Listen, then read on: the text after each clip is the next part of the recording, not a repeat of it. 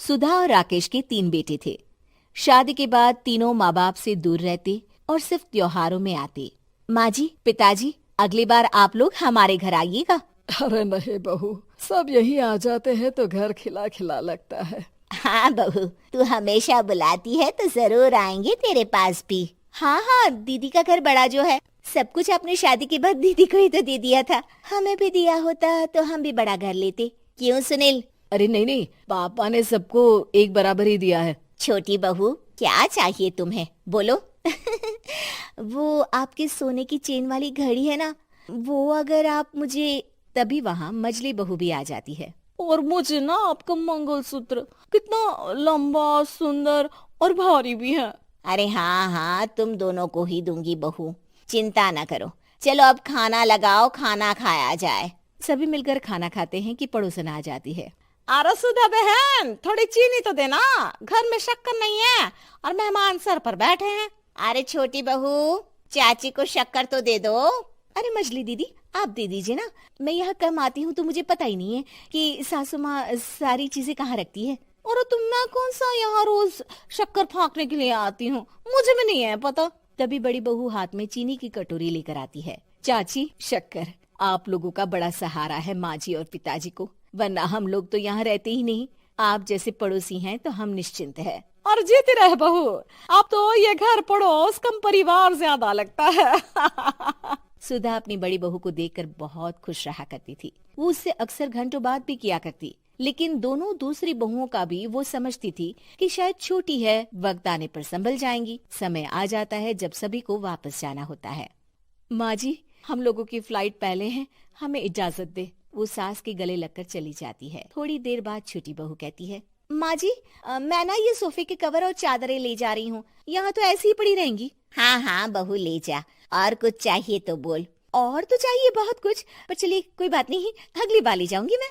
ऐसे ही मंजली बहू भी घर का बहुत सारा सामान ले जाती है। सभी के जाने के बाद सुधा राकेश से कहती है, घर कितना सूना लग रहा है ना। हाँ, और खाली भी। तुम्हारी दोनों बहुएं सब बटोर गई। अरे ठीक है ना, हम दोनों ही तो हैं, कितना सामान लगेगा। फिर उन लोगों की नई गृहस्थी, इतना मत सोचा करे। समय बीतता है। ऐसे ही हर साल त्योहारों में सुधा और राकेश के बच्चों की बहू आते और जाते वक्त ढेर सारा सामान पैक कर कर ले जाती। लेकिन कुछ ही सालों में सुधा का देहांत हो जाता है। पिताजी, आप यहाँ अकेले क्या करेंगे? हम लोगों के साथ चलिए। अरे नहीं बहू, इस घर में सुधा की यादें हैं, मैं उसे नहीं छोड़ सकता हूँ। अब तुम लोगों की माँ नहीं रही।